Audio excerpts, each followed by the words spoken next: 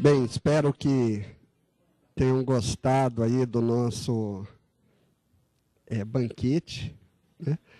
Esse evento, falando sério, ele, como eu falei, ele existe há muitos anos, né, as Manhãs da Inovação. A gente tem edições praticamente todos os meses e é sempre gratuito, né? E todos os recursos que a gente tem aqui para custear todas as despesas são bancadas pelo CNPq, que é um órgão de fomento do Ministério da Ciência e Tecnologia. Tem os recursos do próprio CTI, né, dessa instituição, e recursos do próprio grupo, né? Então, nós procuramos aí nos organizar para que oferecer essa oportunidade. E que, além de ser uma palestra, essa difusão de conhecimento, né? Nós já tivemos 2 palestras aqui muito boas hoje, é também uma oportunidade de interação. Através desses eventos, a gente tem interagido, não só aqui, mas através desse contato inicial, resultado em novos projetos, em novas ações, porque o nosso grupo é um grupo de pesquisas aplicadas. Isso significa que a gente busca desenvolver conhecimento, aplicar inovações dentro das organizações, em especial as empresas. Então, em função disso, a gente tem desenvolvido vários projetos em parcerias com o governo, em parcerias com empresas, em parcerias com várias outras instituições, e também publicado, feito muitas publicações. Vocês devem ter visto 2 livros que estão aqui em cima. Um foi publicado no final de 2011, o outro no começo de 2012. Nós estamos, até a semana que vem, enviando um 3º livro para a editora, para a gráfica. Temos várias publicações em revistas científicas, várias em congressos nacionais, mas principalmente congressos internacionais. E tudo isso, então, requer uma rede de parcerias muito grande, né, como algumas que foram aqui citadas, o professor Mauro falou, dessa parceria muito exitosa, com muito êxito. A gente está desenvolvendo com a Fundacentro, né, essa rede que estuda o impacto dos fatores psicossociais nas organizações, na saúde e segurança dos trabalhadores. É uma rede que envolve não só nosso grupo e a Fundacentro, mas também cerca de mais 12 instituições, né, como a Organização Internacional do Trabalho, Organização Mundial da Saúde, Faculdade de Ciências Aplicadas da Unicamp, Engenharia de Produção da USP, e por aí vai, né? E o Sérgio Santos, que está sentado aqui, colega nosso também, é um dos mentores da rede. O Rogério Galvão é das pessoas também, uma das pessoas não, é a principal pessoa, né, dentro de todo esse processo aí, responsável por essa aproximação. Fico muito feliz aí que ele está vindo hoje aqui pela primeira vez nos visitar. E assim como diversos outros parceiros que estão aqui no auditório, como o professor Moacir Pereira também, que desenvolve com a gente o programa de projeto, né, o projeto de pós-doutoramento dele também, publicando vários artigos em conjunto, professora Daniela Cartoni, e vários outros aí que acho que eu estou me lembrando e vendo, são esses agora aqui, tá? Isso tudo para dar um tempo das pessoas entrarem no auditório, para a gente chamar, então, o 3º palestrante dessa manhã, que é o Plínio Célio Inês, né? E que peço uma salva de palmas para ele. Ele é administrador de empresas pela Unimep, é mestre, aluno, né, orientado do professor, foi aluno Sr. Mauro, e hoje ocupa essa posição dentro da Fibria Celulose de coordenador de recursos e projetos de tecnologia. Então, com a apresentação dele, a gente fecha o ciclo dessa primeira etapa para depois passarmos para uma mesa de debates. Bom dia a todos. Primeiramente, eu gostaria de agradecer o professor pela oportunidade. Eu conheci esse fórum nessa última reunião, eu achei muito interessante, é um fórum de alta maturidade, e realmente temas muito interessantes, e esse grau de contribuição que isso promove para a questão da gestão, da inovação para as universidades, para as empresas e para o Brasil também, professor? Parabéns. E também citar isso, falar que esse trabalho teve uma coincidência, que quando nós estávamos aplicando ele pela companhia, havia também aquele momento que eu estava fazendo uma dissertação de mestrado. Então, muito que vocês vão conhecer hoje aqui tem contribuições do professor Mauro, eu gostaria de destacar e reconhecê-lo. Muito bom. Então, pessoal, apenas para iniciar, eu gostaria de falar um pouquinho da nossa organização, que é uma empresa nova. A Fibria, ela surgiu no ano de 2009 e talvez muita gente ainda não conheça, Eu acredito que aqui muita gente não conheça a Fibria. Se vocês pudessem levantar a mão, as pessoas que ainda não conhecem. Realmente é um público bastante grande, Mas, se eu perguntasse se vocês conhecem a Votorantim Celulose e Papel, acredito que seja um número maior, Então, gente, a Fibria, ela nasceu de uma fusão entre a Votorantim Celulose e Papel e a Aracruz Celulose, Então, ela é uma empresa hoje que está contando aí, com controle acionário distribuído com o BNDES e também com o mercado. Ela tem 29% dessas ações, o mercado 40% e o BNDES 30%. É uma empresa mista, e está presente hoje em 7 estados brasileiros e em mais de 200 municípios. É uma empresa que conta com 4 unidades industriais, uma no Espírito Santo, em Aracruz. Essa unidade ela tem a capacidade de 2.300.000 toneladas de celulose ano, seguido depois pela unidade do Mato Grosso do Sul, que é uma unidade recente, tem 2 anos de operação e conta com uma capacidade de 1.300.000. Além disso, a unidade Jacareí, que é uma das unidades mais antigas do Grupo Votorantim. Vale destacar que o Grupo Votorantim entrou nesse mercado de celulose no ano de 1989, numa empresa chamada Celpav, e a partir daí, então, ela fez um movimento estratégico e adquiriu as indústrias de papel Simão. Isso ocorreu em 1992. A partir daí, essa unidade, então, ela já existia desde a década de 50. E, além disso, é uma participação na Veracel, com 50%, dividindo esse controle com a Stora Enso. Apenas para informação, a Fibria nasceu como líder de mercado em empresas produtoras de celulose de fibra de eucalipto, Ela é a maior produtora mundial, seguido então pela April, Arauco, dentre outras.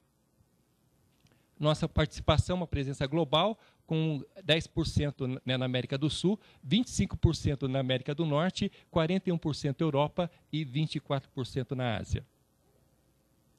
E esse é o assunto que estaremos falando hoje, é a questão de buscar um modelo de gerenciamento de projetos para pesquisa e desenvolvimento. Essa, de alguma forma, inquietação aconteceu conosco, eu acho que já aconteceu com muita gente também, Quando verificamos que atualmente existem vários modelos de gerenciamento de projetos, Mas será que tem um modelo realmente adequado, com uma compatibilidade boa para processos de pesquisa e desenvolvimento, ainda considerando que processos de pesquisa têm características muito peculiares, Então, nós vimos buscando entender um pouco melhor isso para identificar o que seria um modelo adequado para o desenvolvimento de projetos em pesquisa e desenvolvimento. Eu vou me antecipar um pouquinho fazendo um resumo rápido e, a partir daí, nós, então, verificamos vários modelos, várias iniciativas e percebemos, muito interessante, que havia uma lacuna muito forte em metodologias de gerenciamento de projeto que dizia respeito à gestão do conhecimento. Então, os estudos em gerenciamento de projeto nos levaram às percepções em relação à importância da gestão do conhecimento para a implementação de projetos de pesquisa e desenvolvimento. Daí, o subtítulo que eu coloquei, que é a inovação por meio da gestão do conhecimento. Então, vamos verificar alguns modelos que vocês já conhecem, já leram. Um muito conhecido hoje, o PMI-PMBOK, que é o Project Management Body of Knowledge, um modelo de gerenciamento de projetos muito consolidado, muito reconhecido, né? E ele divide, então, esse book de práticas em 9 áreas do conhecimento na 4ª edição, e na 5ª inclui-se ainda a 10ª área de conhecimento, é um modelo bastante robusto. E, além disso, nós verificamos também... Pois não. Pode ser, claro. Claro. Ok.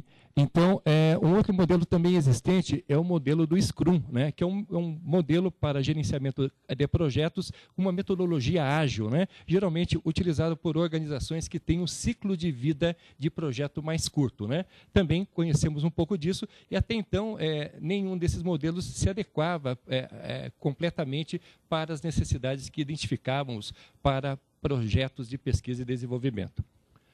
Um outro modelo que nós conhecemos também foi o Stage and Gate. Stage and Gate é muito interessante, uma metodologia que propõe um pipeline para que os projetos passem por um funil da inovação, né? Que você possa, de fase em fase, analisar os projetos e definir aquele famoso go ou no go, né? De fato, se o projeto segue ou se ele é retido em algum momento dessa fase.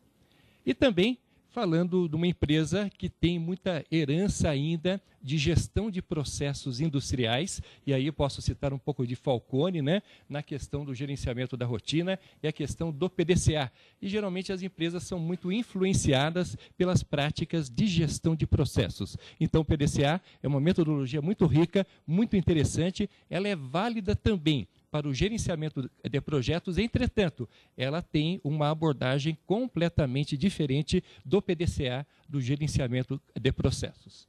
E ainda, citando também algumas interfaces com a ISO 9000, porque existem alguns requisitos dentro da norma que dizem respeito diretamente ao gerenciamento de projetos.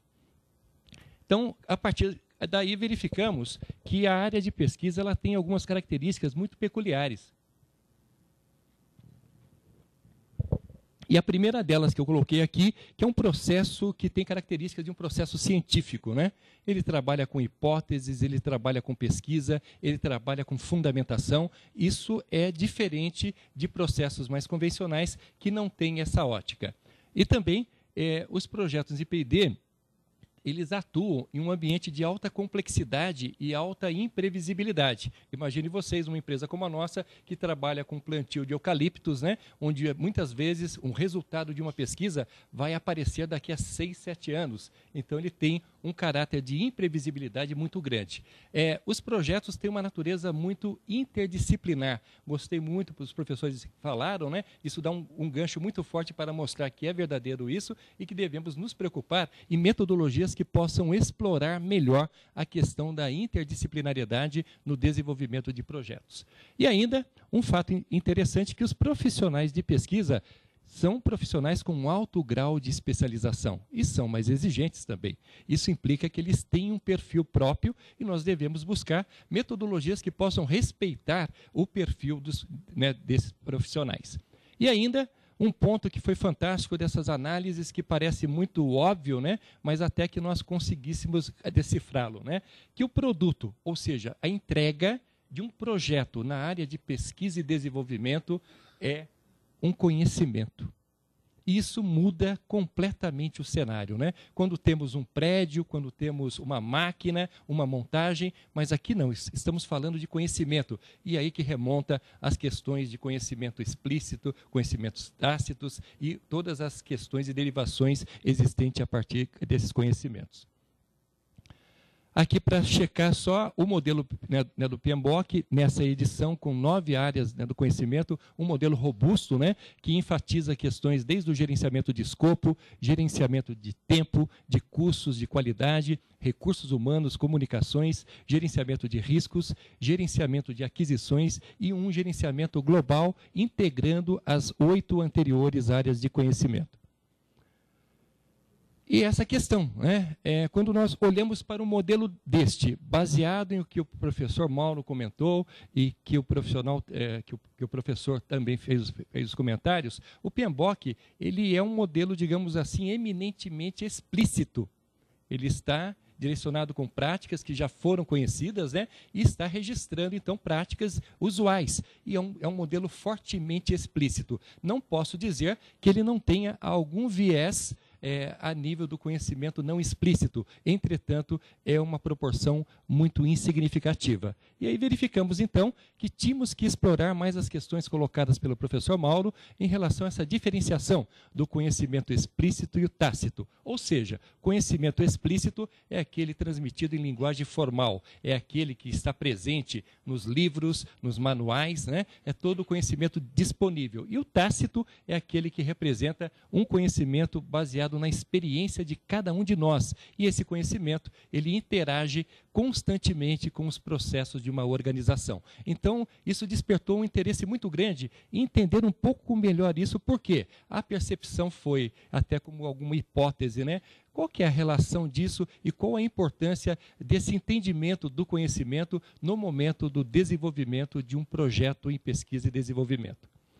E aqui destaca-se o Nonaka, que fez intensos estudos a respeito disso.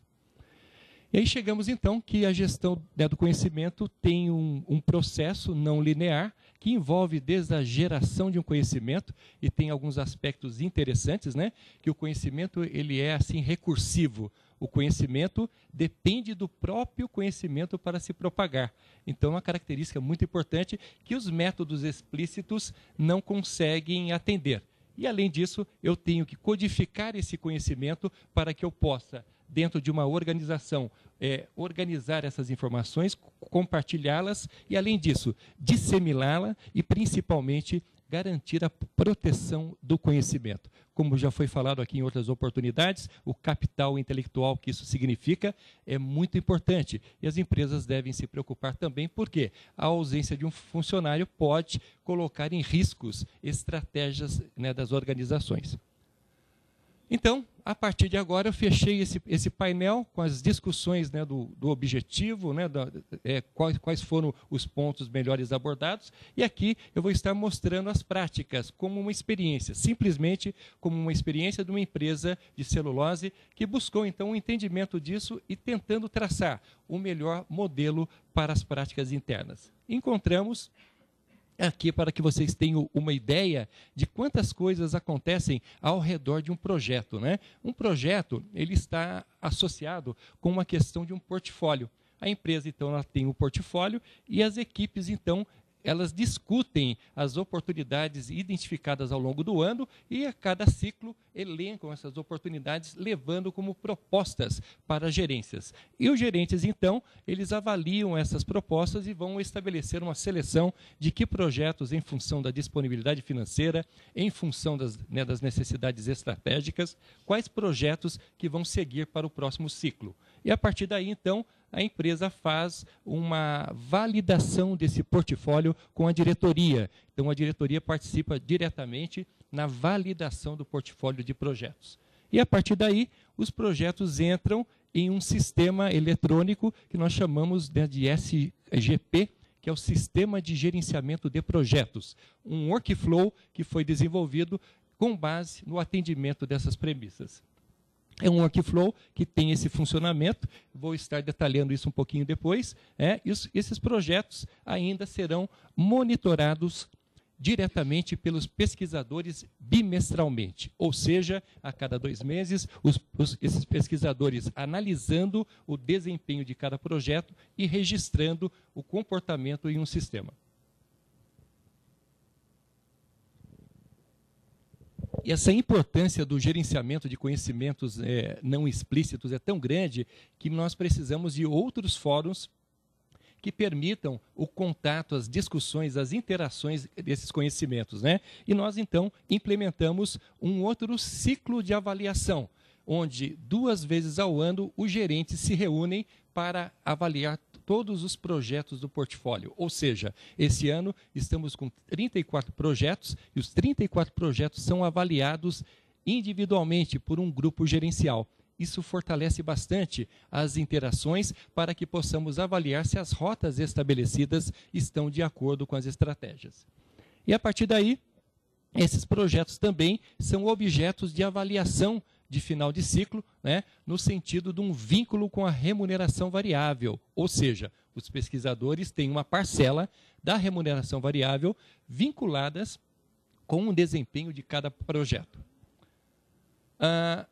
Aqui, para vocês terem uma ideia, como eu disse, 34 projetos, e dos quais eles são divididos ou desdobrados em metas. Aqui tem um conceito importante que se confunde um pouco quando verificamos o conceito de metas em outras metodologias, né? Num gerenciamento pelas diretrizes, por exemplo, o professor Falcone, ele coloca essa necessidade do alinhamento estratégico e o desdobramento, né, de metas que dão origem aos projetos, né? Aqui é um pouco diferente. Nós notamos que os projetos precisam de uma métrica e de um elemento gerencial que permita o acompanhamento da eficácia desses projetos. Então, esses projetos são desdobrados em metas e cada projeto tem suas metas explícitas, declaradas e registradas em um sistema que alimenta o modelo, né, de avaliação. Aqui, para vocês terem uma ideia, os nossos projetos eles são divididos em cestas para fins de seleção. E nós percebemos que quando selecionamos projetos, existe uma competitividade desleal, né? Digamos que eu tenho um projeto que esteja atrelado a uma questão de um requisito legal e comparo com um projeto vinculado com uma inovação. Qual é o mais importante?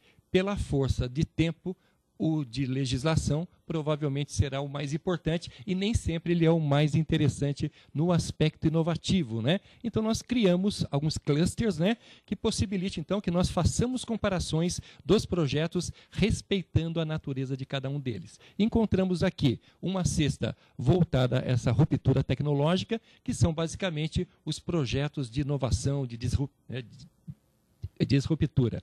E também uma cesta voltada à excelência operacional, que vai tomar conta daquelas demandas que estão vinculadas, relacionadas com melhorias de produtividade, com redução de custos, aquelas coisas incrementais, certo, professor?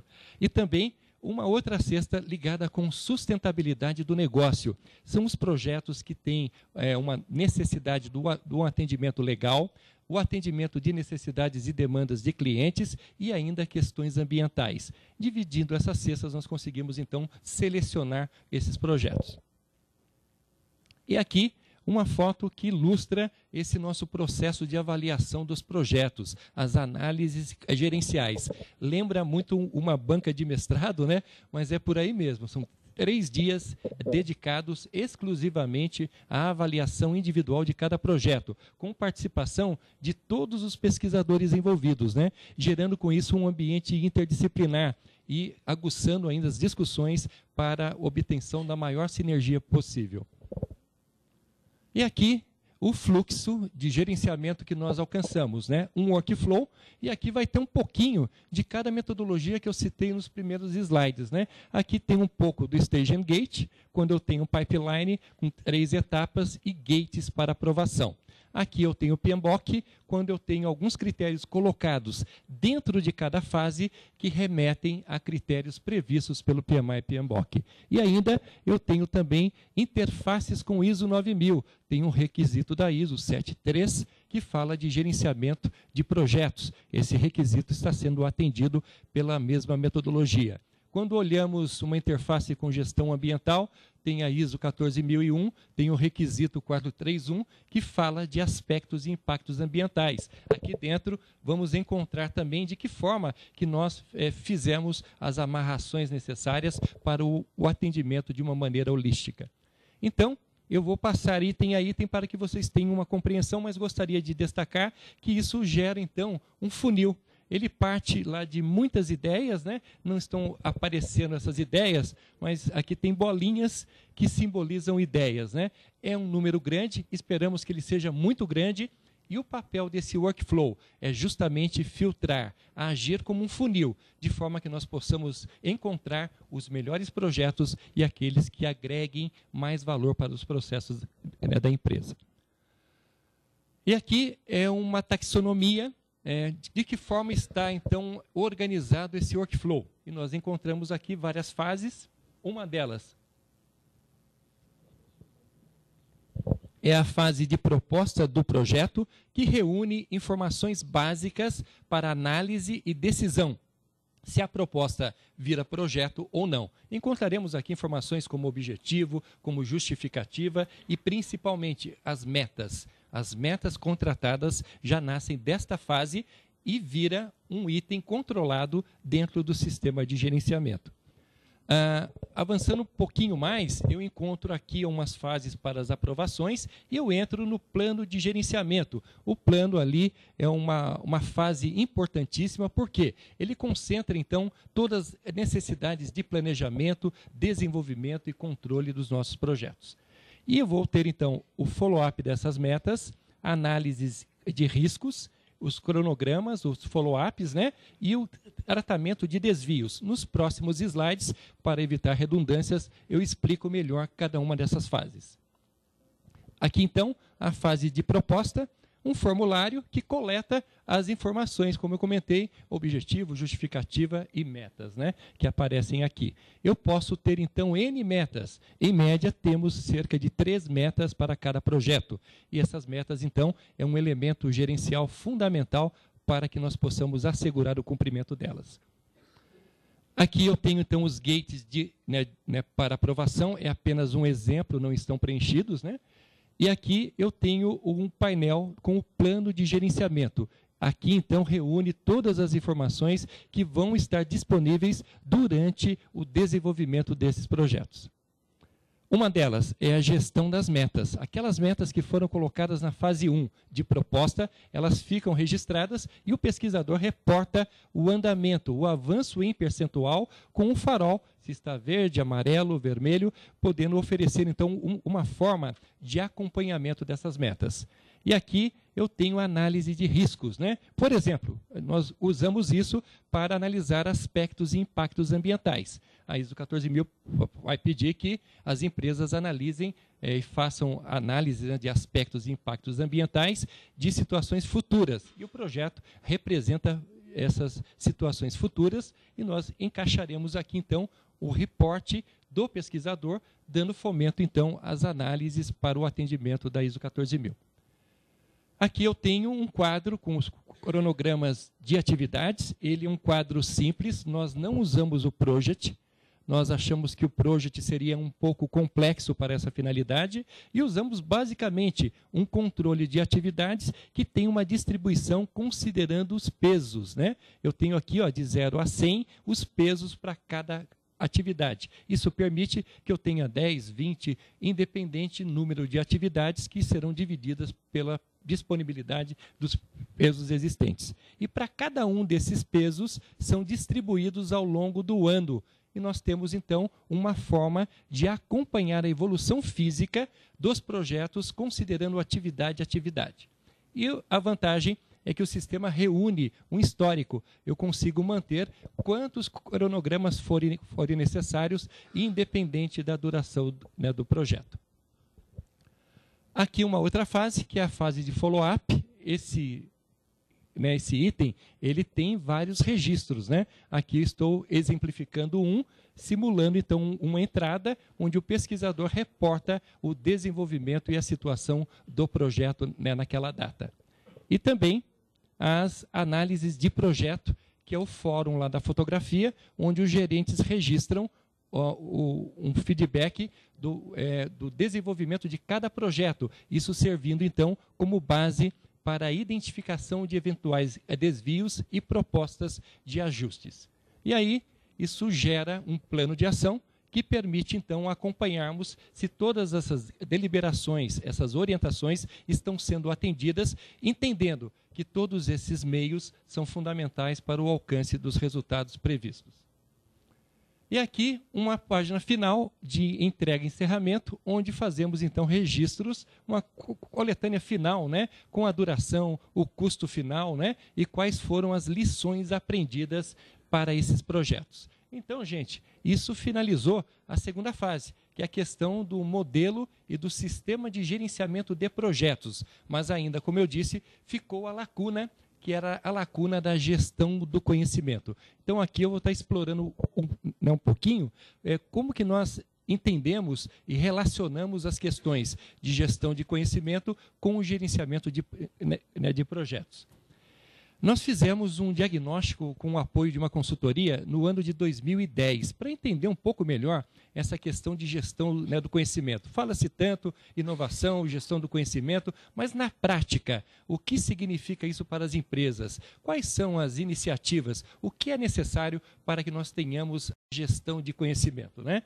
Então, nós identificamos várias oportunidades e escolhemos 5 para o desenvolvimento no ano de 2012. Escolhemos aqui uma oportunidade que era a identificação de conhecimentos críticos e estratégicos da empresa. E criamos, então, como resposta, uma iniciativa que é um mapa do conhecimento. Imaginem, isso vale para qualquer empresa, ICTs, universidades, né? Nós precisamos conhecer quais são os conhecimentos demandados pelas estratégias, pelos projetos e verificar se temos pessoas, qualificações compatíveis com as demandas estratégicas. Isso gera um mapa e nós passamos a identificar todos os conhecimentos importantes para o centro de tecnologia. E, a partir daí, relacionar isso com os profissionais, fazendo um comparativo e verificando quais os pesquisadores que têm domínio, quais pesquisadores têm conhecimento genérico, ou quais pesquisadores que não têm conhecimento disso. Esse mapa é muito importante e dá um embasamento, inclusive, para as outras iniciativas. A outra iniciativa foi a partir de uma oportunidade que é de aumentar a interação com os profissionais de diversas disciplinas, né? E poder ainda registrar os conhecimentos gerados. Muito que os professores disseram, né? Essa questão de registro dessas informações. E, para isso, um elemento nessa gestão, que é o elemento de comunidades de prática. E um terceiro ainda, que é uma necessidade de ordenar os dados. Por quê? Nós geramos tantos dados, tantas informações, e essas informações precisam estar organizadas para que possamos extrair conhecimento dessas informações. E, para isso, estabelecemos uma nova ordenação dos dados em taxonomia de rede, ou seja, aquela grande dificuldade que muitos de vocês vivem, né, de olhar para um computador e se perguntar, né, qual será a melhor forma de organizar as pastas de um computador. Acredito que muitos já passaram por isso e nós também. E aqui nós redefinimos uma estrutura e essa estrutura passou a ser, então, orientada pelos conhecimentos, os conhecimentos que surgiram na fase do mapa do conhecimento. Isso serve, então, para redes e também para os fins físicos, né, como bibliotecas e arquivos. E também verificamos uma outra necessidade de assegurar o nível de segurança das informações. Será que o CT está com um bom nível que consiga se proteger de vazamento de informações e coisas assim? Hoje ainda usamos mídias removíveis. Será que mídias removíveis é uma prática adequada para uma área de pesquisa? Levantamos coisas para um alinhamento de políticas. E ainda passamos por aqui para a questão da ampliação da interação das pessoas, muito em linha do que foi dito pelos professores, e surgiu, então, uma iniciativa muito inovadora, que foi a construção de um blog, uma rede social interna exclusiva dos pesquisadores, onde eles têm um canal para interação constante e dinâmica, falando de assuntos, interagindo e criando um ambiente fértil para a geração de conhecimentos. Então, aqui, um retrato do que seria esse mapa, é apenas ilustrativo, né? Um mapa, então, com todos os conhecimentos e todos os profissionais fazendo esta análise que permite decisões de contratação, permite algumas decisões de um desenvolvimento, foca, então, iniciativas de gestão de recursos humanos. As comunidades de prática, nós já tínhamos isso há muito tempo, porque as comunidades nada mais são do que os encontros que os pesquisadores realizam para o desenvolvimento de projetos. Mas será que isso está sendo tão assim pragmático? Será que eles estão de fato fazendo isso? Existe um registro? Os conhecimentos gerados por esse fórum estão gerando registros que permitam a utilização? Então, nós elencamos aqui como um ponto importante para, digamos assim, estruturar melhor essas reuniões, de forma que tenhamos uma pauta, tenhamos assim registros e, principalmente, o armazenamento dessas informações. E ainda as taxonomias, muito disso, né, a partir dos conhecimentos. Perdeu, né? Não se preocupe, pessoal, que eu acho que o meu último slide. Então, eu só ia fazer um comentário de que esse blog é uma ferramenta muito interessante, porque ele está trazendo para as organizações uma linguagem atual, a linguagem de redes sociais. E a forma com que nos comunicamos, né, por computadores, por tablets, por celulares, né? Isso é muito interessante porque você busca uma aproximação e um vínculo com práticas existentes. Isso fomenta, então, a geração e o potencial desses conhecimentos. E isso era o penúltimo slide, e o último slide tinha uma lista com as referências, né? Dentre as quais constam também o professor Mauro, quem eu agradeço muito. Tá bom? Muito obrigado, pessoal.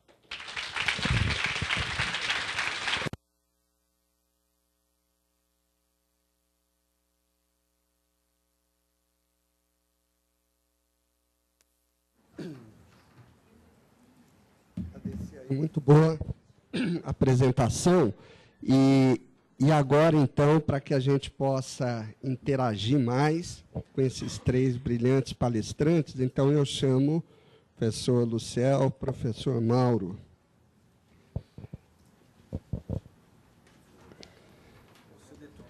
Opa. Senta aqui. Senta aqui. Senta do lado. Não, o Luciel senta aqui. O Luciano senta aqui ou senta aqui? Não, ao contrário. Ah, tá. Você que manda. Você é o chefe, você manda. Bom, 2 observações. Nós pedimos para que todos falem no microfone, porque esse evento está sendo gravado. Esse é o motivo da gente fazer questão do microfone. E que, antes de falar ou fazer pergunta, só dizer o nome e a que instituição pertence. Tá? Então, o Tiago está com o microfone aí. Ali.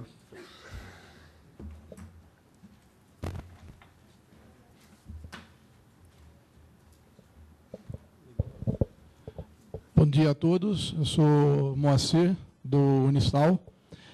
Na verdade, eu quero corroborar com a palestra do professor Mauro, né, na dificuldade do registro do conhecimento, porque eu assisti aqui, acho que foi o ano passado, uma diretora da Embraer, a dificuldade que eles tinham também em registrar.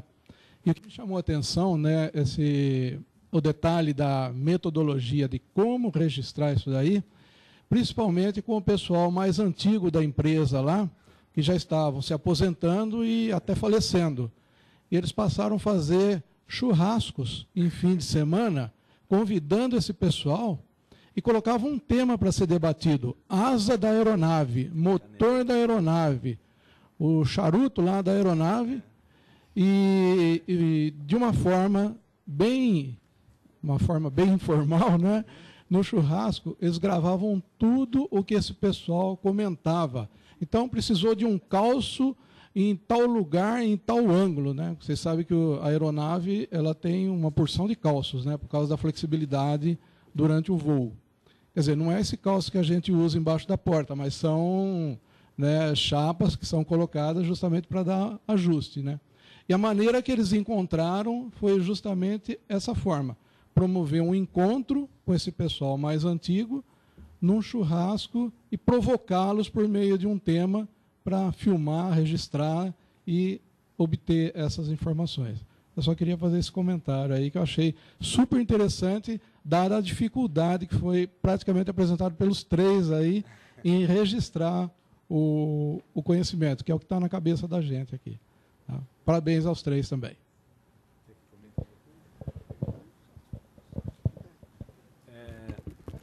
Vou fazer só um comentário. Eu tenho uma colega, a professora Rose Rogero, uma colega nossa lá da Brás Cubas, que ela existe uma metodologia bacana aí, que pouco usada, que é história de vida. Não sei se vocês já ouviram falar, né? A história de vida é um pouco que a Rede Globo está tentando fazer no Fantástico, aquele no domingo lá que pega o cara entrevista uma pessoa e ele fica falando o que aconteceu na vida dele de importante, né? Então, essa metodologia de história de vida, eu também tinha feito uma proposta lá na Fundacentro, porque lá nós temos um problema sério que 54%, mais ou menos, dos servidores vão se aposentar em 2 anos. Então, é um conhecimento de pessoas que estão lá há mais de 20, 30 anos, que vai se exaurir, né? Um conhecimento tácito. Então, a minha sugestão que eu tinha feito lá para o grupo de História de Vida, História da Fundacentro, era tentar pegar todas essas pessoas e fazer um mapeamento com história de vida. O MIS, o Museu de História, Museu de Imagem e Som, tem um com pessoas normais, né? Então você vai lá e faz um filme, registra. Então eles têm um projeto lá muito interessante, que é uma tentativa para fazer isso, tá? Parabéns aos palestrantes, muito interessante amanhã. Meu nome é Roberto, sou professor universitário, sou consultor autônomo na área de gestão e tecnologia de informação. E gostaria de perguntar ao professor Célio, né? O Célio, eu gostaria de perguntar 2 coisas. Se poderia mencionar exemplos práticos dos projetos na área de pesquisa e desenvolvimento, porque sendo uma empresa diferenciada, que tem um departamento e tem essa formalização, eu gostaria de saber exemplos e com variados graus de sucesso, se assim houveram. E a outra pergunta que eu queria fazer é esse processo de geração de projetos que ali foi mostrado, envolve apenas o departamento de ciência e tecnologia, ou de pesquisa e desenvolvimento, ou até que ponto ele é capaz de atingir outras áreas da empresa para coletar ideias, propostas e envolvê-los nesse processo. Obrigado. Ok, professor, obrigado. Então, essa questão, né, dos projetos, a gente tem que considerar que a Fibria ela tem um centro de tecnologia específico, né, e ela tem algumas gerências. Uma gerência de biotecnologia. Então, nós estamos preocupados aí com o desenvolvimento genético voltado às florestas, né? Então, nós teremos aí vários projetos visando a melhoria disruptiva da questão de produtividade de florestas. Esse é um primeiro ponto. Uma outra área que temos também é a área de desenvolvimento de processos e produto. Então, aí envolve aquelas melhorias incrementais, buscando melhoria dos processos para a fabricação, né, de celulose, né? E também uma área hoje voltada exclusivamente para assuntos regulatórios e propriedade intelectual. Isso vem ganhando muito força e para uma empresa que trabalha com questões de biotecnologia, isso é muito importante, né? E dentro desse panorama geral, o que se tem, né, de mercado são as grandes oportunidades hoje em pensar no uso dessa madeira, não só para a fabricação de celulose, mas para coisas mais inovativas, né? Então, existem hoje vários estudos e várias questões, né, de mercado com oportunidades voltado, por exemplo, ao biocombustível, voltado, por exemplo, como o uso de madeira para demandas de energia, ou ainda para a produção de casas. Então, existem vários, e essas oportunidades são constantemente monitoradas, né, por um roadmapping, visando, então, que eles possam ser oportunidades identificadas e convertidas em formato de projeto. A outra pergunta, esse modelo é um modelo específico do Centro de Tecnologia. Quando eu digo, então, Centro de Tecnologia, é a nossa área de pesquisa e desenvolvimento, né? A empresa ela tem, então, outras áreas como engenharia, que utiliza também conceitos fortes de projeto, mas com uma metodologia totalmente diferente, tá? Então, ela é aplicada e as interações, elas acontecem e são fortalecidas, principalmente por aquela segunda iniciativa, que é a iniciativa de comunidades de prática. Quando você tem a comunidade de prática, um dos requisitos é que você verifique quais são as áreas de interação e busque a interdisciplinariedade, visando potencializar os conhecimentos para esse projeto. Então, é essa forma que estamos atuando hoje, professor. Bom dia. Meu nome é Nancy, eu sou aqui do Gaia mesmo, né, do CTI. E eu queria fazer uma pergunta também para o professor para o Plínio, não é professor, né, no caso. É professor, mas com a experiência, representando agora a parte da empresa. Eu fiquei bem interessada que vocês não utilizam um project e tem uma outra forma de colocar essa parte da gestão do projeto. E a parte dos pesos, aqueles pesos dados, né, de 0 a 100 ali, eles ajudam a elencar prioridades ou eles são colocados em faixas? Como que são distribuídos esses pesos? E também, se durante um ano a pessoa ela tem um número limite para lidar com projetos de determinados pesos ou não. Queria entender um pouquinho para saber bem da parte do projeto mesmo. Muito obrigado, Nancy. Essa questão, então, dos pesos, nós usamos porque, geralmente, esses grandes modelos, né, eles sugerem o uso do project. Né? E o project tem um desafio muito grande, que você implementar o project, você não adquire ele apenas para fazer o controle de um cronograma. Ele vem com muita coisa. E treinar um project é realmente um desafio muito grande, e às vezes ele fica mais complexo que o próprio modelo, né, de gerenciamento. A forma encontrada foi mais ou menos buscar a lógica do project e levar para um cronograma. O que temos ali? Um espaço onde você pode colocar N atividades e você tem uma distribuição de pesos limitados a 100. Então, o total não ultrapassa 100, o sistema bloqueia. Isso implica que você faça um juízo de valor e determine quais os pesos e quais as diferenciações para o conjunto de atividades desse projeto. Colocados, né, nessa coluna que uma atividade tenha, por exemplo, 12%. Ele distribui esses 12% ao longo dos meses. Numa visão simples, 1% ao mês. Não é dessa forma, eles vão fazer uma análise. Esse projeto tem uma intensidade maior no segundo semestre, ele faz uma distribuição do peso preliminar. E, a partir daí, então, isso serve como uma referência para que ele avalie nas avaliações, né, a quanto ele está em relação a essa referência.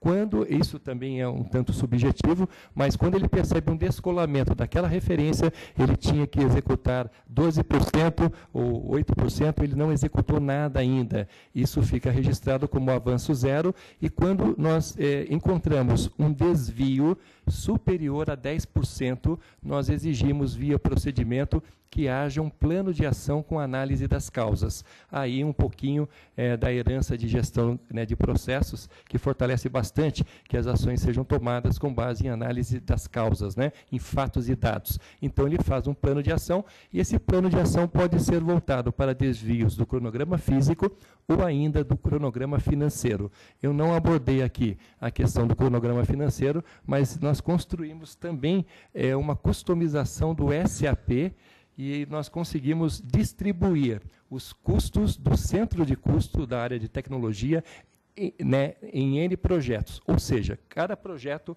é um centro de custo, e isso me acaba permitindo ter um controle individual. Essa informação alimenta, né, o SGP, e é também passível de desvios e de planos de ação. Então, é essa forma que é feito mais para simplificar o uso dos planos de ação. Quer dizer que você não precisa usar o conhecedor do Office, né, no currículo. Pode dizer o RAP.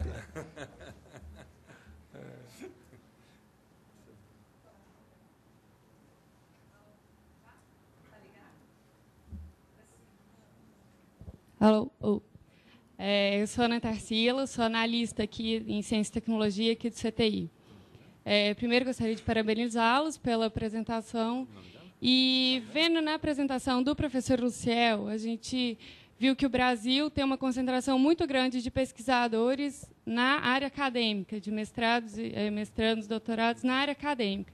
Gostaria de saber o que vocês atribuem a isso, por que no Brasil tem essa concentração. Eu vi que a Argentina também acho que tem uma concentração maior ainda no Brasil. Isso é uma característica de países em desenvolvimento ou não, e por quê?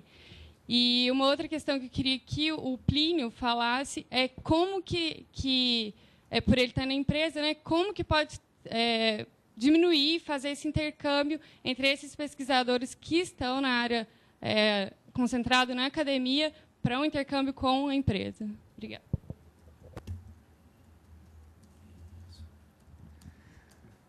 Eu posso tentar dar algumas explicações, mas certeza é muito difícil. Eu acredito que nós estamos envolvidos em um processo histórico que foi formatado dessa maneira, com a pesquisa sempre concentrada nas instituições de ensino, principalmente nas universidades públicas e centros de pesquisa, e com toda a inovação tecnológica que vinha de fora, ou vindo de fora, a partir de pesquisas desenvolvidas em outras empresas no exterior, né? Realmente, recuperar isso demanda um grande esforço.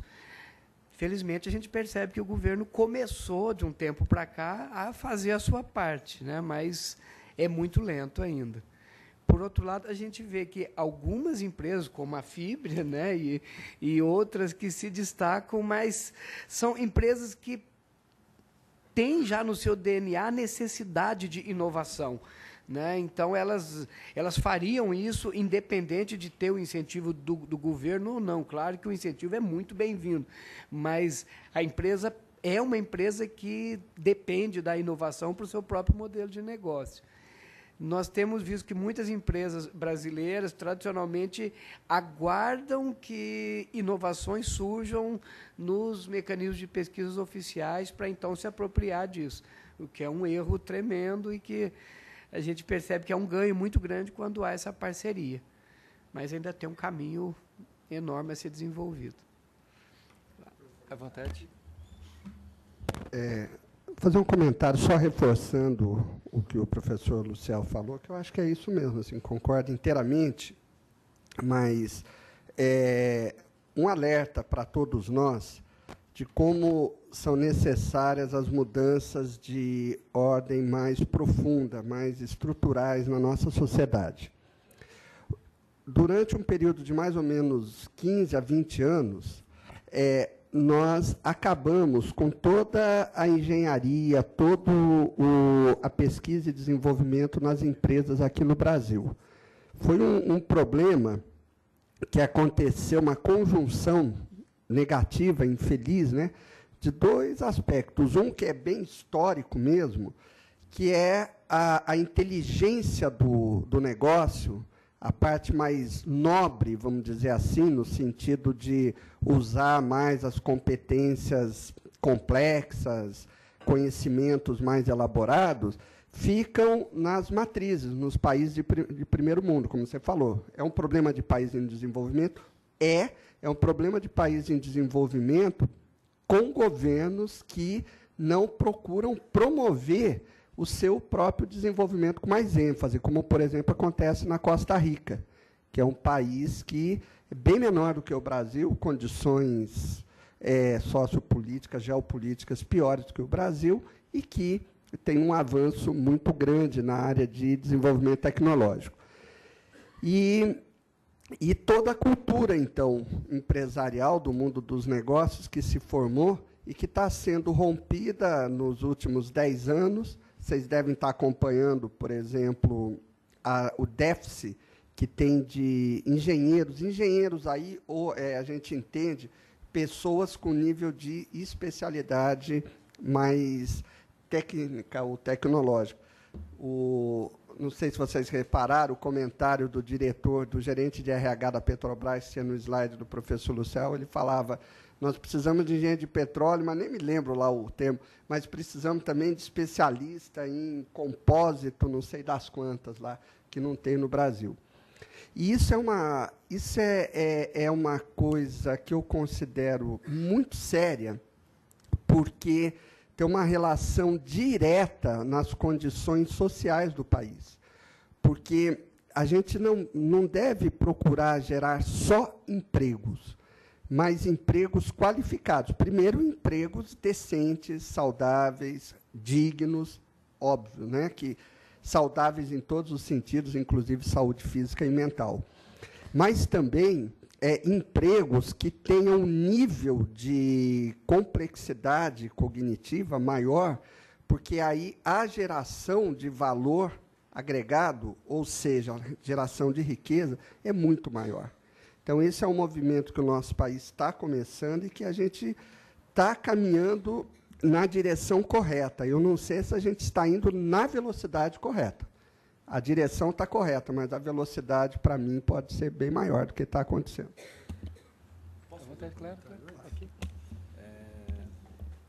Vou fazer só um comentário para ajudar na discussão. Existe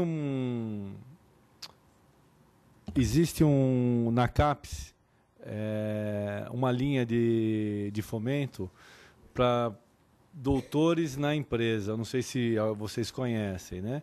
O governo paga para um doutor fazer um pós-doutorado nas empresas um salário de R$7.000.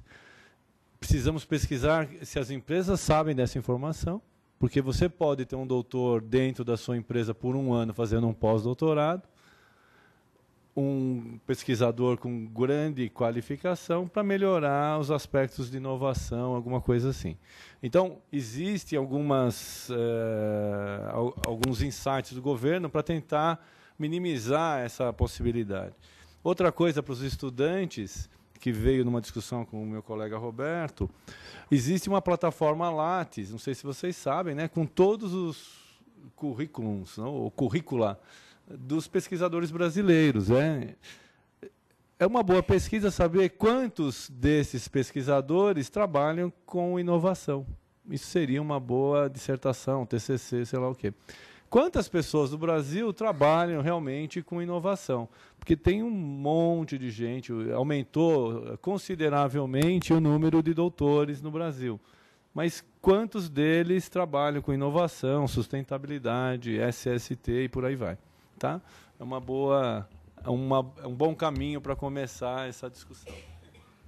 Mas só um dado aqui, Plínio, de mostrar como é que o nosso Brasil ele é meio esquizofrênico.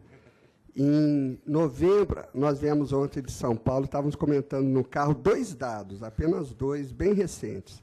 Em novembro de 2011, foi lançada a política industrial brasileira chamada Plano Brasil Maior. O foco é inovar para competir, em novembro de 2011. 2 meses depois, o governo cortou em 30% o orçamento do Ministério da Ciência, Tecnologia e Inovação. Dado 1. Dado 2. As bolsas, o CNPq tem bolsas acadêmicas, para mestrado, doutorado, e tem bolsas de desenvolvimento tecnológico e industrial. Já está aumentando pela 2ª vez esse ano as bolsas acadêmicas, e a de desenvolvimento tecnológico e industrial, que é para atuar em empresa, que é para atuar em pesquisa aplicada, continua o mesmo valor. 2 informações aí, como dizia Chico Buarque de Holanda, há uma distância entre intenção e gesto, né? O que se fala e o que se pratica. Bacana, bacana. Isso é essa gestão de conhecimento, né? Um conhecimento estimula outro e vai surgindo, né, uma comunidade assim. Bacana. Então, vou tentar resgatar a questão da Alain, é isso? Eu perdi o seu... Ana? Ah, sim. Ana. Ok, Ana, obrigado.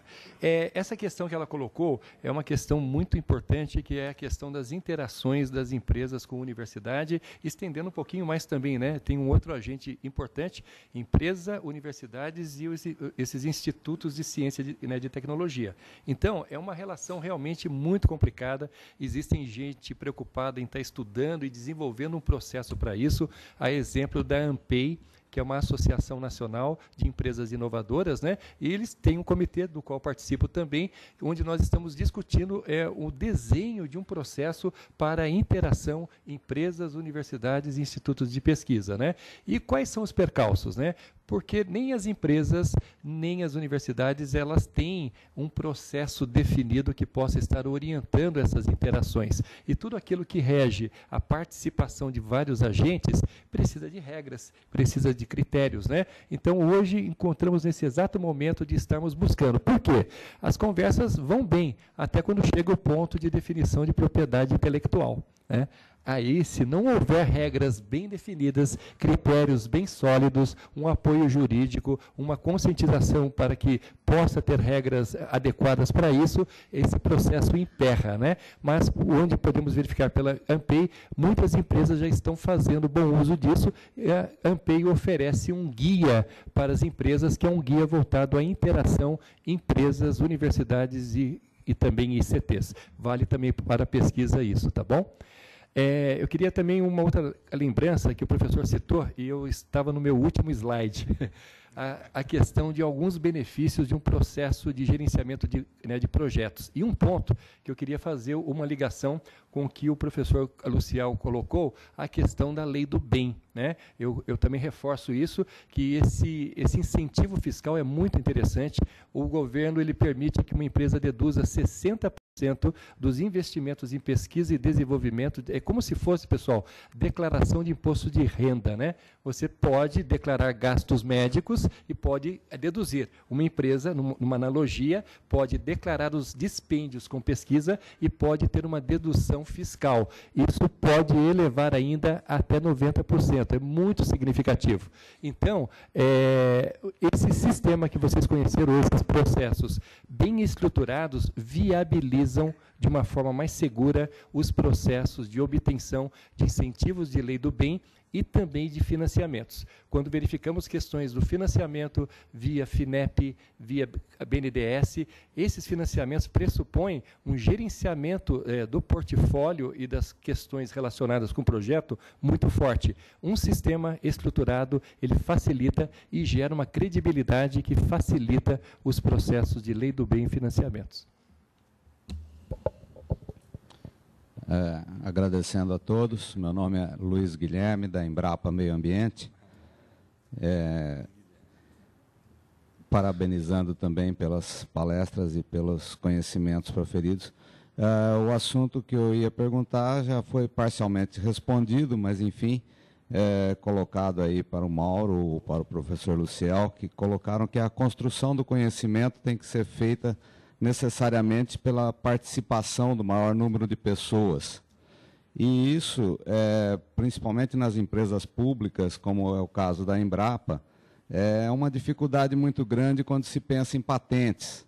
E traz, né, a universidade também é o mesmo caso, traz aquela velha polêmica da patente ser uma reserva de domínio e ela tem que ser preservada, ela tem que ser comercializada, enfim. E as empresas públicas fazem essa pesquisa para socializar. Né? Como é que a gente vê essa dificuldade de sintonia? Bom, Luiz, essa é uma discussão interessante na empresa pública. Se vocês forem discutir, tem um conceito aí de bem público e bem comum, né? O bem comum e bem privado. Eu sou partidário de que uma empresa de pesquisa pública, toda a pesquisa dela tem que ser sem propriedade intelectual. Eu vou pegar o caso da Fundacentro. Nós trabalhamos na externalidade da relação empresa e empregado, né? Então, uma empresa causa um dano de saúde no trabalhador. Então, toda pesquisa que melhore a condição de vida do trabalhador, ela tem que ser um bem comum, isto é, socializado para toda a comunidade e a sociedade, porque vai fazer um bem a todos. O caso da Embrapa, é um caso delicado, que ela está nessa seara das patentes de biotecnologia, né? Então, existe uma guerra de patentes internacionais, de quem vai ser o dono, sei lá, do açaí, né? Eu lembro do açaí, né? Que patentearam o açaí, que é totalmente brasileiro, fizeram uma patente internacional aí, né? Então, essa é uma discussão. Como é que é? Da borracha no passado, né? Então, qual? O cupuaçu, né, lembrado pelo colega. Então, é uma coisa muito delicada, porque o Embrapa está trabalhando aí todo esse conhecimento que a gente tem na nossa biodiversidade. Né? Então, eu acho que é um pouco diferente da abordagem que nós temos lá na Fundacentro, que trabalha nas relações sociais, na relação de emprego e trabalho. Né? Mas eu acho que é uma discussão bacana discutir se isso vai se tornar um bem público ou não. Devemos privatizar, isto é, devemos criar patentes? Eu acredito que, quando se fala em biotecnologia, sim, restringir, mas aí é um problema delicado com esses servidores, esses 50% que eu falei da Fundacentro que vão se aposentar. Eu não tenho os números da Embrapa, provavelmente 70%. Então, é um problema terrível para vocês, né? Como você vai dispensar pesquisadores que têm um alto nível de conhecimento complexo interdisciplinar e vai se perder tudo, né? Esse deve ser eu vou falar um jargão popular, uma sinuca de bico para o presidente lá da Embrapa, né? Como resolver essa equação? Eu diria que nós estamos numa situação difícil, é um problema a ser resolvido comunitariamente. Que problemas temos que resolver? É o problema aí desses servidores que vão se aposentar, né? Eu não teria uma solução para te falar agora. Não sei se os colegas podem me ajudar aqui. Fora do Brasil, tem algum exemplo assim? Países como Suíça, que tem a maior número de patentes no mundo? A propriedade intelectual é considerado um dos temas mais importantes do século atual, porque lida com algo, como foi dito aqui, que requer uma interação com algo que tem um nível de subjetividade muito grande, porque é conhecimento, e, ao mesmo tempo, tem alto valor de mercado. E o valor de mercado ele é proporcional à sua não divulgação, né? Por que o diamante vale muito mais do que a areia, por exemplo, né? Porque tem areia em abundância. Se essa informação estiver disseminada, ela perde o seu valor de mercado e, portanto, a empresa deixa de ter interesse. Então, dentro da gestão do conhecimento, um dos dilemas que se tem é exatamente o quanto abrir e o quanto restringir o conhecimento.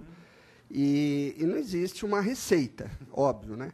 Mas eu vejo que da atividade empresarial a necessidade de proteger alguns conhecimentos, não como o que o Mauro falou, claro que é um conhecimento de interesse público, de domínio público, mas alguns conhecimentos têm que ser preservados. Agora, nessa questão de propriedade intelectual,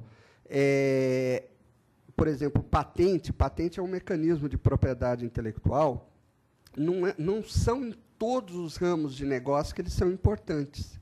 Geralmente, na biotecnologia é importante, na indústria de fármacos, mas em sistemas mais complexos, como, por exemplo, computadores, eletroeletrônicos em geral, inclusive, dada a grande dinâmica de obsolescência desses equipamentos, nem sempre é um assunto que precisa ser preocupado. Nem dá tempo. Não dá tempo, exatamente. Até porque a patente ela é muito mais difícil de cercar aquele domínio de propriedade intelectual, né? Então, é um assunto, em resumo, né? Eu acho que não tem solução. Né? Mas, assim, é um assunto complexo, relevante e que tem que ser analisado caso a caso. Não é tudo que precisa ser protegido, porque também tem um lado meio paranoico de algumas empresas e que, ao se fechar, elas também restringem a sua capacidade de inovação. Existe até um mercado de venda de patentes. E muitas vezes as patentes são usadas muito mais como defesa de concorrência do que como ação realmente de mercado. Uma coisa, como eu falei, é muito complexa, depende de cada caso. Alguma coisa aí? Só para completar isso, realmente eu acho que o ponto principal é discutir o uso que se faz das patentes, né? Se a empresa realmente usa essa patente como uma ferramenta de competição, ou se ela tem condição de, mesmo tendo uma patente, utilizar o produto ou o serviço que ela patenteou para trabalhar, de alguma forma, o bem que ela possa trazer para a sociedade. Então, é mais a forma como ela lida com o objeto patenteado. Em casos extremos, a gente já viu exemplos que o próprio governo brasileiro conseguiu a quebra de patente de medicamentos. Então, a gente vê que, havendo interesse público, o governo tem os seus meios até para forçar uma quebra de patente. Eu ainda queria fazer um complemento só, né, que essa questão, né, de patente, ela envolve também, assim, ela não é uma única solução, né? Existe o segredo industrial, e às vezes um segredo industrial é mais interessante que uma patente. Se vocês pegarem um exemplo muito clássico, refrigerante Coca-Cola, não tem patente, né? Até porque existe um compromisso, quando uma empresa obtém patente, ela, prescrevido o prazo dessa patente, ela tem que divulgar o produto. Então, muitas vezes, isso não é interessante no aspecto estratégico. Então, existem outras rotas muito interessantes de se estudar e se aprofundar em questões de segredo industrial, muitas vezes mais benéficos, né, que muitas patentes. No momento de pedir a patente, deixa de haver o segredo, porque tem que externalizar, né? Tem que externalizar e explicitar. Sou o professor Cristiano Breda, obrigado aí por nos receber aqui, parabéns ao Marcos, aos demais. Sou consultor organizacional e professor universitário. O que eu vejo dentro da universidade é a grande dificuldade que todos falaram em transformar o conhecimento tácito em explícito. Vejo isso aí mais como uma questão cultural, até porque temos muitos alunos aqui hoje, de querer fazer um projeto ou alguma coisa dentro da organização mais no acho do que usando ferramentas como PMBOK, PDCA e outras ferramentas. Então, como juntar isso daí, né? Como despertar, né, e incentivar essa transformação do tácito em explícito e o uso das diversas ferramentas juntas, né? Porque uma, de repente, vai completar a outra. De repente, um comentário de vocês aí.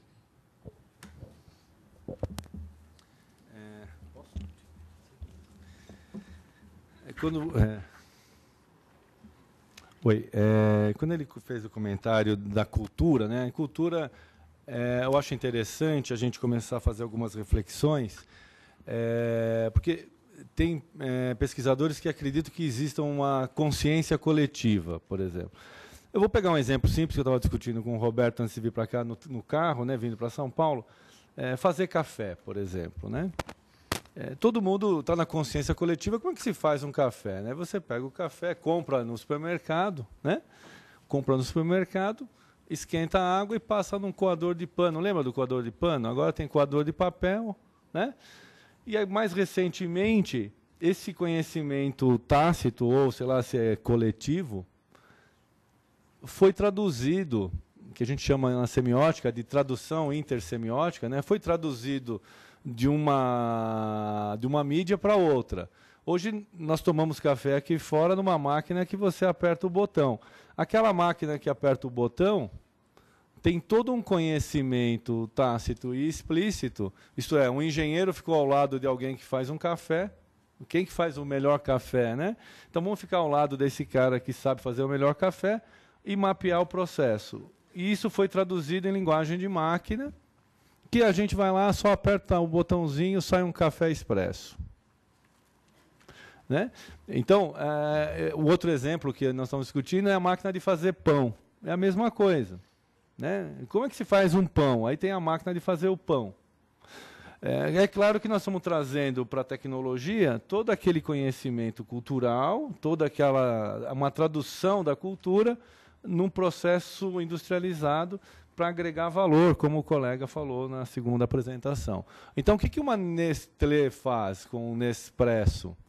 Ele pega ali um bem comum, que é fazer um café, e traduz numa linguagem de produto de consumo, que tem toda uma tecnologia, um conhecimento coletivo e técnico embutido. A gente põe uma cápsula na maquininha, aperta o botão, sai um café perfeito. Você põe a massa na máquina de fazer pão e sai um pão quentinho, bem cedinho. Se você errar na quantidade de massa, o pão sai errado. Porque a máquina não compreende, né? Ela está especificada para traduzir aquela quantidade certinha que a pessoa que traduziu lá tem que pôr 100 gramas de fermento. Se colocar 102 gramas, o pão vai sair errado. Tá certo? Então, acho que é um pouquinho disso, é tentar traduzir esses elementos culturais nas práticas empresariais, que é o desejo de consumo das empresas. Agora, o problema da escola eu sempre falo que é o problema do objeto concreto e abstrato. Ensinar coisas concretas é até tranquilo. Agora, ensinar coisas abstratas... Alguém já tentou dar aula para cego aqui? Alguém já teve essa experiência? Eu tive durante 1 ano, eu tinha um aluno cego. Uma coisa é mostrar um slide para todo mundo que enxerga. Outra coisa é traduzir para ele o que está no slide. Então, é uma dificuldade tremenda, que eu fiquei 1 ano fazendo isso. Além de traduzir para Braille, né, você tem que explicar o que está na lousa para o aluno cego. É uma dificuldade tremenda. Tá? Então, essa é a dificuldade da escola. Na empresa é o contrário, é reverso. Os trabalhadores têm conhecimento, mas eu preciso captar esses conhecimentos. Na escola, o aluno, teoricamente, não tem conhecimento, eu estou transmitindo para ele conhecimento. É uma coisa reversa. E aí a importância de ferramentas, né? Isso. Né? Das mais diversas, para poder juntar essas duas coisas. O que eu vejo é que, às vezes, o profissional ele chega dentro da organização, porque ele não quer praticar isso aí na universidade, e vai mais no acho do que usando ferramenta. Não acreditando muito, né? Mas as ferramentas estão lá para ser usadas e disponíveis para... E se eu conseguir juntar mais de uma ferramenta, o negócio vai ser melhor ainda, né? Vou fazer um comentário, professor. Eu achei que é um ponto interessante, porque tem um outro aspecto também. Os funcionários, muitas vezes, eles estão nessas organizações e se deparam com tanta coisa, mas com tanta coisa que entender essa complexidade fica um desafio. Por exemplo, se fizéssemos um brainstorm assim rapidamente, nas últimas ferramentas que vocês já ouviram falar de gestão dos últimos 5 anos, né? Vocês já vão falar aqui, ISO 9000, ISO 14000, ISO 18001, Balance Scorecard, Six Sigma, PDCA, PMBOK. Imagina para o profissional recebendo essa carga, então aí que eu amarraria um ponto que eu vejo que muitas empresas estão preocupadas, né? Elas têm, assim, alguém cuidando disso. Então, geralmente, as empresas têm hoje uma área dedicada a sistemas de gestão que estão preocupados em fazer essas amarrações para que você não siga o modelo Six Sigma ou o modelo PMBOK, mas você siga o modelo de gestão da empresa. Isso que eu mostrei aqui, ele, numa visão macro, é um subitem do sistema de gestão da empresa. Tenho as estratégias que se desdobram em melhorias e em projetos. Para o projeto seria com esse desdobramento, para processo outro desdobramento, para gestão estratégica outro desdobramento. Então, acho que o ponto central é esse cuidado que as empresas precisam em organizar, porque eu leciono e passo muito isso para os alunos, né? É tentar passar um entendimento do funcionamento disso, que ainda é um grande desafio para muita gente. Bom, pessoal, nós temos aqui assunto para ficar a tarde inteira com folga, né? Mas a gente tem o limite do tempo e nós estamos chegando, então, nós estamos chegando à conclusão dessa edição da Manhã da Inovação. E eu quero, antes de fechar, fazer 3 avisos, dar 3 avisos. O primeiro é que a próxima edição da Manhã da Inovação, o assunto vai ser gestão de projetos, em geral. Hoje foi focado, né? Gestão de projetos e pesquisa e desenvolvimento. Nós vamos falar sobre gestão de projetos em geral. Então, vocês vão receber a divulgação e será um prazer recebê-los novamente. E fique à vontade também para divulgar, porque é esse o nosso objetivo aqui. A segunda não é bem um aviso, é um pedido para vocês preencherem essa avaliação, essa folhinha que foi dada, porque ela nos é útil para poder redirecionar as nossas ações, exercitar tudo isso que nós estamos falando, né? E procurar melhorar continuamente. Um terceiro aviso ou solicitação é que nós estamos realizando uma pesquisa com empresas, a percepção que os trabalhadores têm sobre vários aspectos da empresa, sobre a sua capacidade de inovação, produtividade, qualidade, condições do ambiente interno, condições subjetivas, né, do ambiente interno, e a sua capacidade, o seu nível de satisfação, impactos em saúde, segurança do trabalho. Nós já fizemos uma análise preliminar, já gerou, inclusive, 2 trabalhos para congresso internacional, e o resultado é muito interessante, porque ele mostra que é possível integrar bom desempenho competitivo da empresa com saúde e qualidade de vida para os trabalhadores. Quer dizer, não há necessidade de uma coisa ou outra, né? Isso é muito importante. Aliás, o nosso grupo, fundamentalmente, o que a gente busca é isso, viabilizar soluções para integrar desempenho competitivo com ganhos sociais, principalmente para os próprios trabalhadores e, obviamente, de uma forma ambientalmente adequada. Isso é o que se chama de sustentabilidade.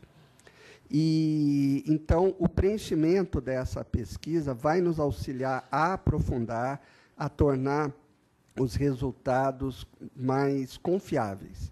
Então, eu peço assim, a gentileza, um auxílio mesmo, que vocês nos fazem preenchendo essa pesquisa, que ela vai acompanhando o convite para as Manhãs da Inovação. Então, é uma pesquisa online, bem fácil. Se você puder responder e divulgar, repito, é um grande auxílio para nós. Tá? Quero agradecer também a presença de todos, o apoio da equipe, não parece, mas tem uma equipe muito competente por trás, né, fazendo todas essas atividades que dão suporte.